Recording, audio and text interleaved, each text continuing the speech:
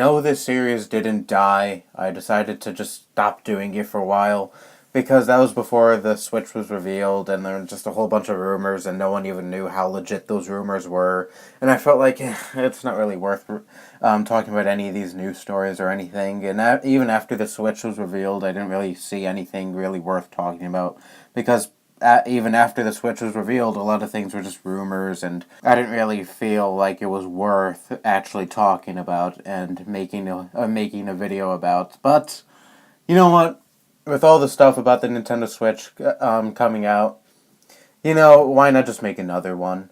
I don't know if I don't know if I'll be doing this series regularly again, but I'll try to make more of these in the future because I did like making making these videos. They were really fun to do. So here's another Nin-Pinions. So without further ado, let's begin. From The Verge, the Nintendo Switch won't ship with a web browser. The Nintendo Switch won't have a web browser when it's released on March 3rd. Quote, since all of our efforts have gone toward making Switch an amazing dedicated video game platform, it will not support it, at least at launch, Nintendo President and CEO Tatsumi Kimishima tells Time. This isn't necessarily surprising. Nintendo has used identical language to explain why the Switch won't have video streaming apps, but you could make the case that a web browser is more closely related to playing video games than Netflix. You might need one to get online with a public Wi-Fi network, for instance, and Nintendo made a point of designing the Wii U browser so it could be used in the middle of gameplay. I'm pretty in the middle on this. I mean, I don't really see why anyone would be so upset over this. I mean, how many times have you used a browser on a console? Most people probably haven't even used it that much. It's extremely, extremely rare when I actually go use a console to go on a browser because I have my phone, I have my tablet, I have my computer that can go on the internet and do it much better than a game console. And yeah, the Wii U's browser was decent, but I never cared for it. I hardly ever used it. The most I've ever used it was back when I made response videos using my phone to record and having the video show on my gamepad screen. That's the most I've ever used my Wii U browser. It was just for that, and I stopped doing that almost nearly 2 years ago. Well, at the end of this year it'll be 2 years since I stopped doing that. So yeah, that was pretty much my main purpose for the Wii U browser.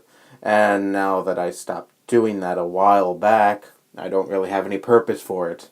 And for those of you who are, for whatever reason, sad about this, remember this, that they said the Switch won't have a browser, at least for at launch. So there might be a chance that there will be an update that gives you a web browser on the Switch, so woohoo, you can rejoice. Oh, if that ever happens, at least. And it's really not a deal breaker because I hardly ever used browsers on consoles anyway, so whatever. And also remember this, the 3DS didn't have a browser at launch either. The 3DS needed an update to have a browser included, but the browser on the 3DS is trash, so whatever, I hardly use that too. Who even uses a 3DS to browse the internet anyway? But yeah, I really don't care if the Switch doesn't have a web browser. I hardly ever use web browsers on consoles anyway, so yeah, whatever. No big loss for me. Next article.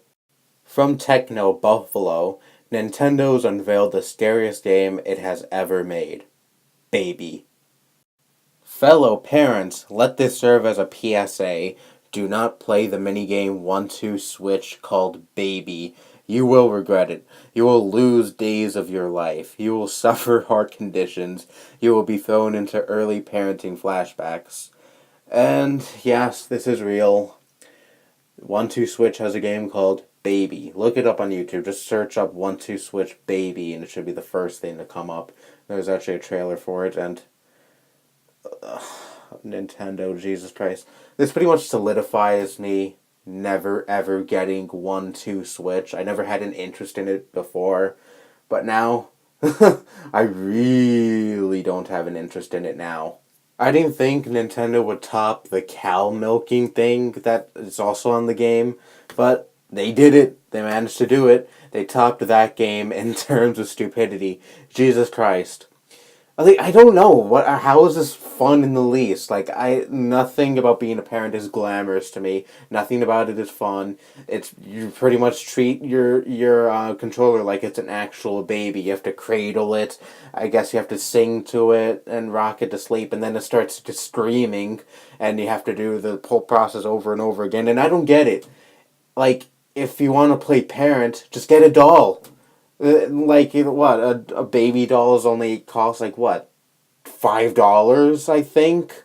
Plus, I'm pretty sure they have baby dolls that do have crying sound effects and screaming sound effects. So yeah, you could pretend to be a parent and you'll save a whole lot of money.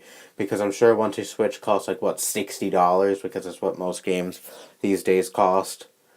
Yeah, I don't see how this can be fun at all to anyone, especially parents who had to suffer through that. So yeah, Nintendo managed to make 1-2 Switch look even more stupid. And I didn't even know they could actually accomplish that. But hey, it's Nintendo. They always outdo themselves in the stupidity department. So yeah, I guess I shouldn't really be surprised. And like I said before, why isn't 1-2 Switch? Why can't 1-2 Switch just come with a Switch console?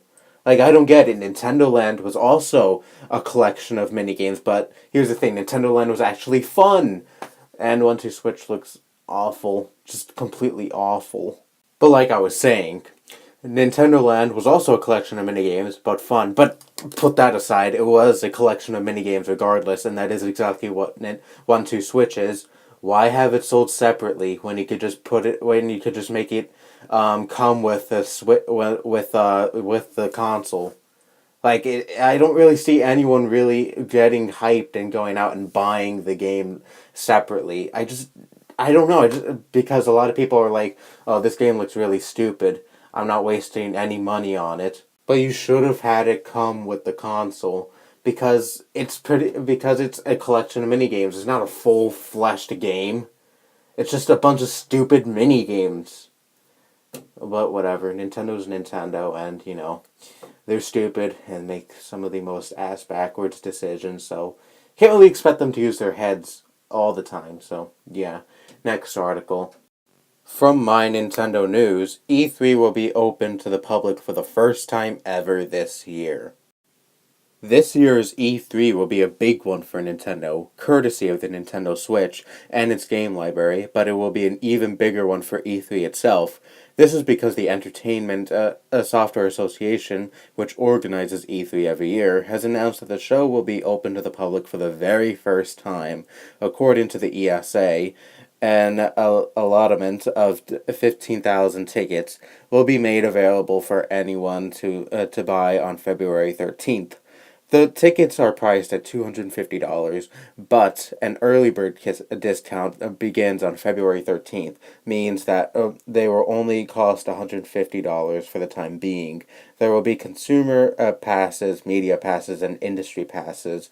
The tickets give attendances access to the show floor, panel discussions, and other events. We will be learning more on E3's public plans in the coming weeks when the ESA plans to announce more details. So honestly, this is awesome. It really is. Because E3 has always been about the fans, and that's really what E3 is all about. To get people hyped and wanting to buy consoles, games, and such. So why not have the fans go to E3?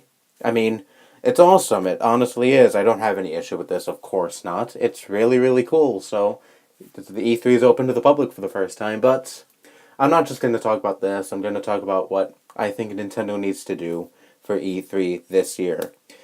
Don't screw it up. Do not screw it up like you did the past 2 years. Nintendo's E3 at 2015 was abysmal. Their E3 during 2016 was incredibly boring because they only showed off one damn game. Alright, that's not true. No, it wasn't. They did show off some other games at E3, but come on, Zelda was the game everyone cared about that year in 2016's E3. And now Nintendo really has to show off what the Switch does and its games that's coming. I'm sure they're probably going to announce some new games at E3, and Nintendo really has to hit it out of the park because they need to get people hyped for the console at E3 because E3 is their biggest chance.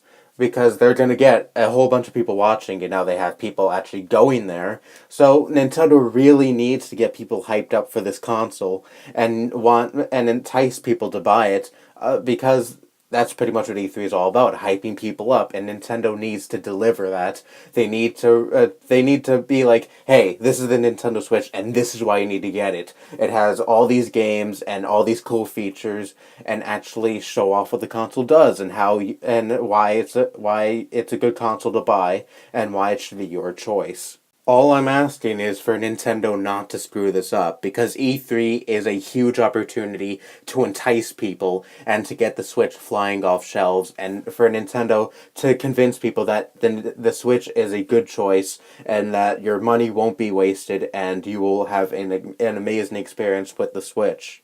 And Nintendo, please don't make it anything like the Switch presentation, please. I mean, we don't need another cringe-worthy presentation from you. We already had enough of those. Just be serious and tell people what the Switch is all about and why you should buy it and stuff like that. Entice people. Please, Nintendo. Please. Anyway, next article. From Tech Mike, GTA 5 Nintendo Switch release date. Take-Two hints at a possible Grand Theft Auto port. GTA 5 for the Nintendo Switch might sound unlikely, but we wouldn't rule it out just yet. Take-Two Interactive, the parent company of Grand Theft Auto developer Rockstar Games, had some interesting things to say today about the Switch. Nothing concrete was confirmed, but they did lend a little credence to the rumors of GTA making its way to Nintendo's Switch. I'm going to jump straight to the quote. "We're excited about the Switch," he said. "We're supporting the Switch with NBA 2K18. We've said we're supporting the platform. I've said over and over again that when Nintendo comes to the market, you never want to count them out." Now, could this really mean GTA 5 is coming to the Switch? I have huge doubts about that, but I think if it'll ever come to the Switch, two things need to happen.